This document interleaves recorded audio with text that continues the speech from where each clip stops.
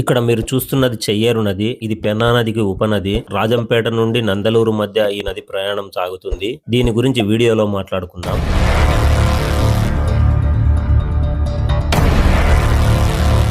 తిరుపతి నుండి హుబ్లీకి వెళ్లే intercity passenger రైలు మా ప్రయాణం మొదలైంది. ఇంతకుముందు వీడియోలో పుల్లంపేట వరకు చేరుకున్న వీడియో అప్లోడ్ చేశాను. ఇప్పుడు పుల్లంపేట తర్వాత రాజంపేట నుండి కృష్ణాపురం వరకు వెళ్లే మన రైలు ప్రయాణం గ్రామాలు, నదులు, చెరువుల మధ్య సాగుతుంది. ఇప్పుడే రైలు పుల్లంపేట నుండి రాజంపేట చేరుకుంది. రాజంపేట మొత్తం వ్యవసాయంతో నిండిపోయింది. రైలు కిటికీలో నుంచి చూస్తే నేచర్ మొత్తం పచ్చగా చూడ్డానికి చాలా బాగుంది. అక్కడ నుండి రైలు ఆస్సవరం చేరుకుంది. రైలు నందలూరు చేరుకుంటుంది అనే సమయంలో చెయ్యేరు నది అయితే వచ్చింది. ఇది పెన్నా నదికి ఉపనది. రాజంపేట నుండి నందలూరు వరకు 11 కిలోమీటర్ల దూరం. నందలూరు పైన వెళ్లేటప్పుడు ఈ భారీ వంతెన చెయ్యేరు నదిపై నిర్మించారు.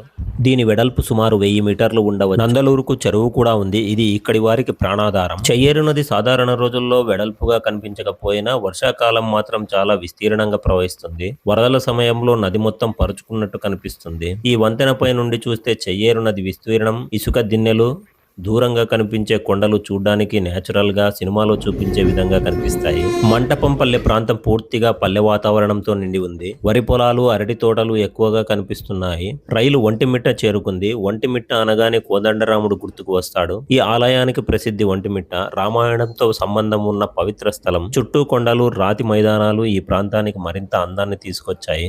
తర్వాత రైలు ఒంటిమిట్ట నుండి బాకారాపేట, అక్కడ నుండి కనుమలోపల్లి చేరుకోగానే ఇక్కడి నేల రూపం మారింది. రాతి నేలలు, చిన్న పొలాలు, ఎర్రటి మట్టి నేలలు, పప్పు ధాన్యాల సాగు ఎక్కువగా ఉంది. మాకైతే ఎక్కువగా శనుగుల పంట కనిపించాయి. తర్వాత రైలు కడప జంక్షన్ చేరుకుంది. ఇది రాయలసీమకు ప్రధాన రైలు కేంద్రం. అక్కడ నుండి కృష్ణాపురం పైన రైలు వెళుతోంది. మళ్ళీ కంటికి పచ్చని పొలాలు, చెరువులు కనిపించాయి. రాజంపేట నుండి కృష్ణాపురం వరకు ఈ రైలు ప్రయాణం పల్లె అందం, నేచర్ నిశ్శబ్దం, ఆలయ సంస్కృతి అన్నీ కలిపిన ఒక మంచి అనుభూతిని అందించింది. ఈ వీడియో చివర్లో నందలూరు చెరువును మిస్ కాకుండా చూడండి. చూడ్డానికి చాలా బాగుంటుంది. బాయ్ అండి. నెక్స్ట్ వీడియోలో కలుద్దాం.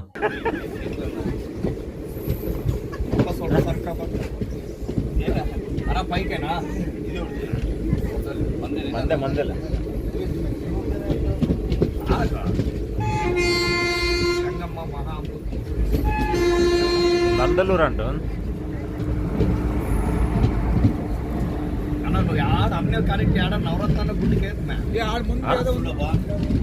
నందలూరు బాగుంది. దోశ పర్లేదా? నాకు ఆకలి ఎట్లుందో ఏమో నాకు దాన్ని పట్టుకున్నానంటే ఆడికే పూరి తినేదానికంటే ఊరుకునేది కదా.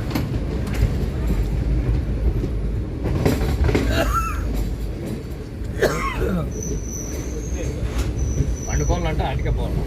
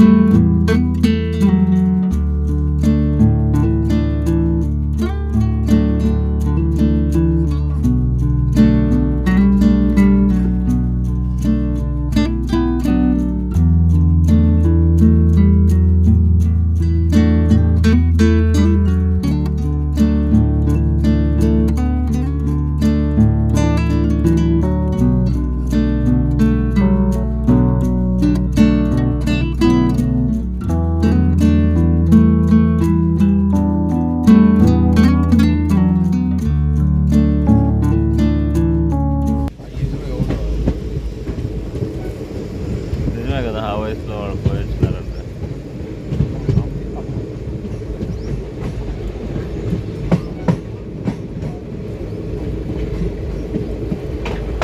కృష్ణాపురం